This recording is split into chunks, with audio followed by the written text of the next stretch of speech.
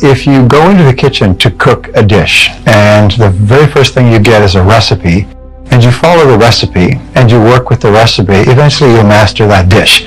Once you've mastered it and made it a few times, you can make the dish over and over again, and you remember the recipe. You don't have to keep going back to the recipe book.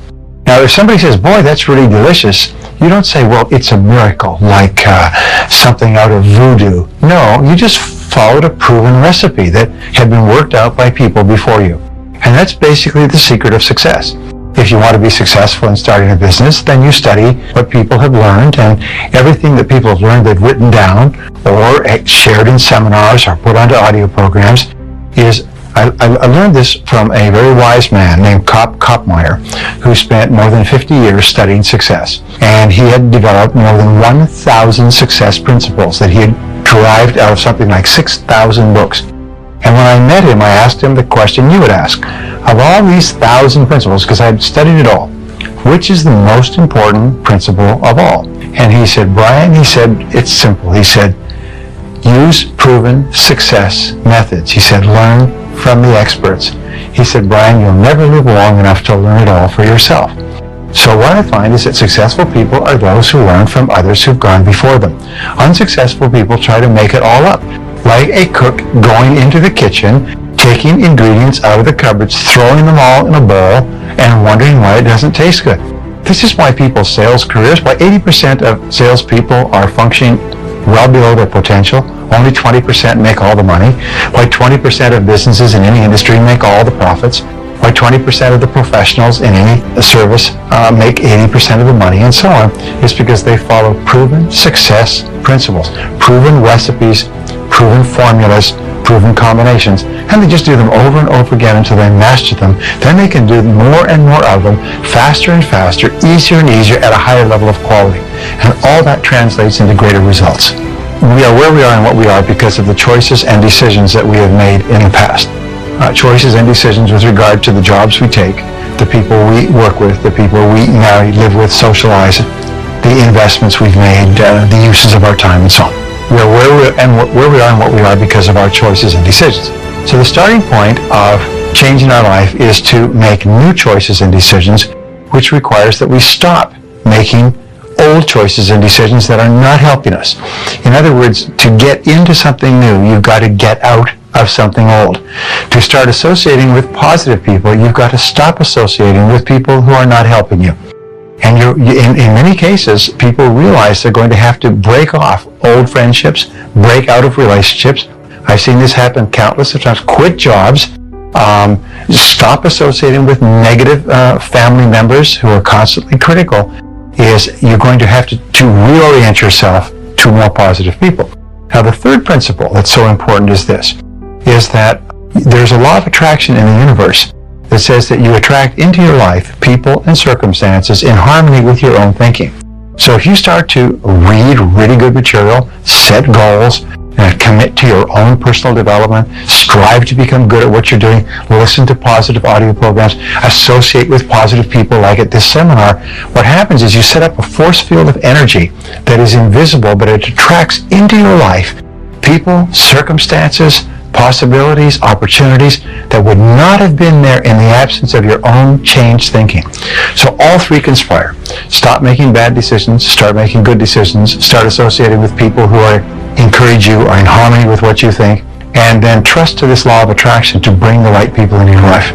Dr. Shirley Blotnick's study of self-made millionaires. 83 out of 1,500 people became self-made millionaires over 20 years.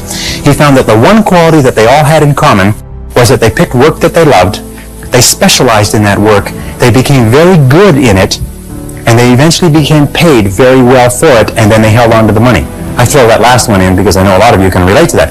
They held on to the money. They didn't gamble or speculate. They were very conservative with their money. They got paid more and more, and they held on to it. One of them started off cleaning toilets on the night shift for an airline, and today he's the president of the airline and makes $1,950,000 a year.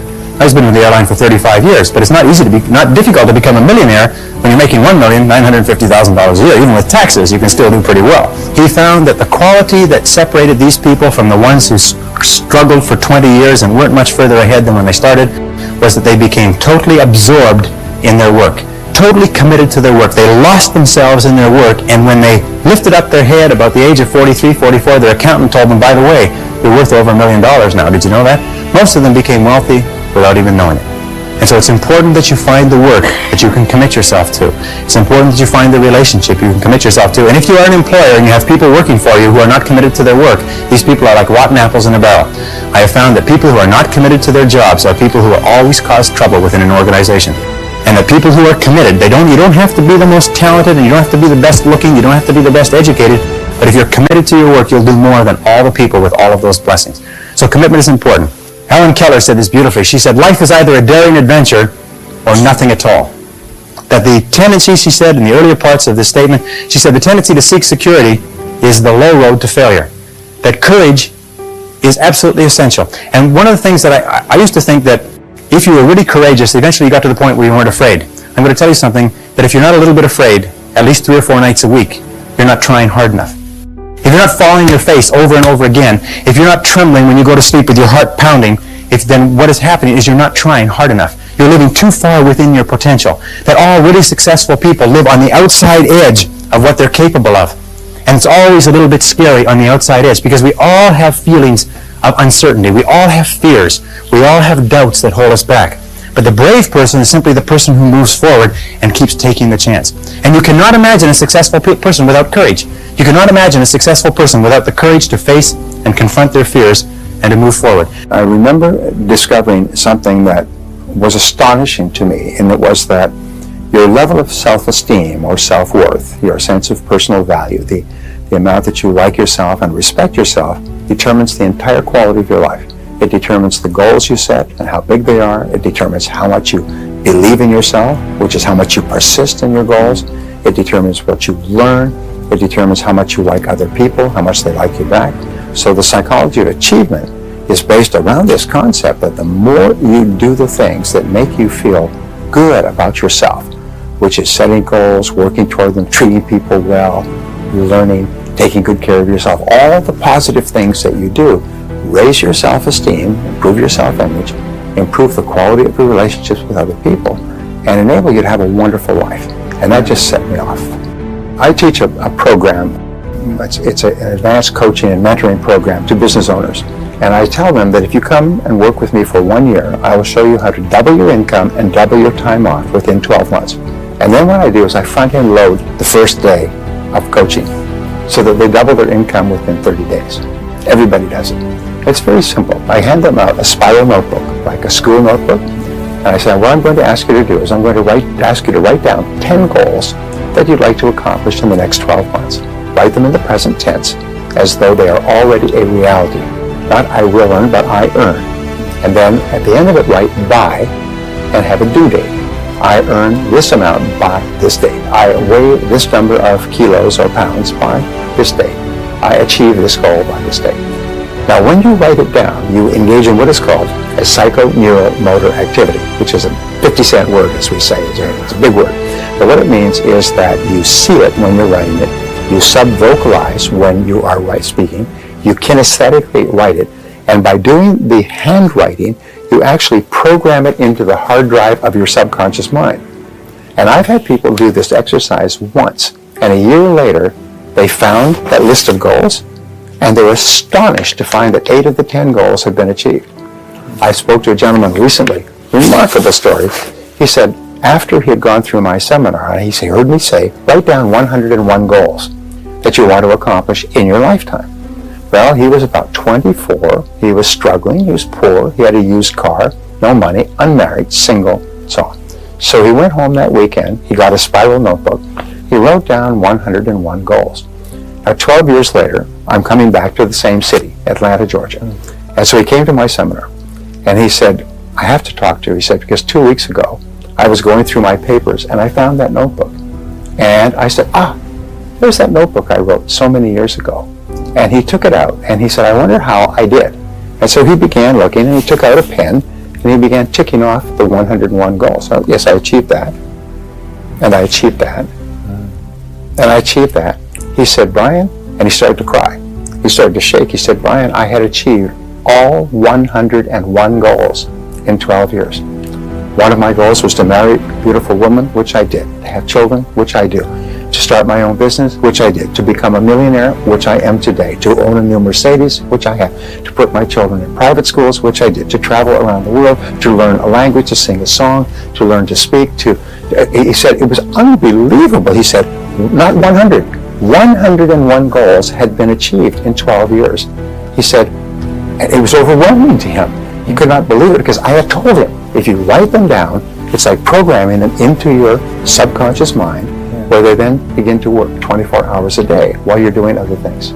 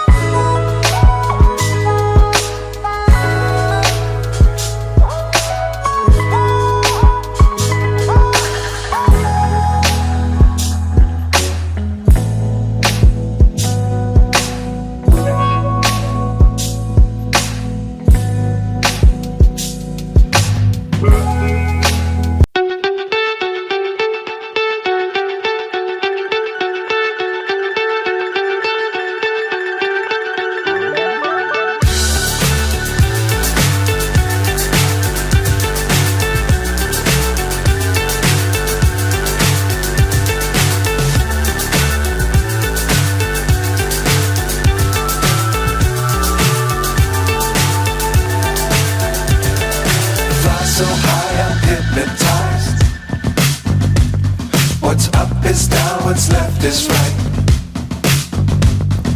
Chasing stars and holding you. I can't see the end, but we'll see it through.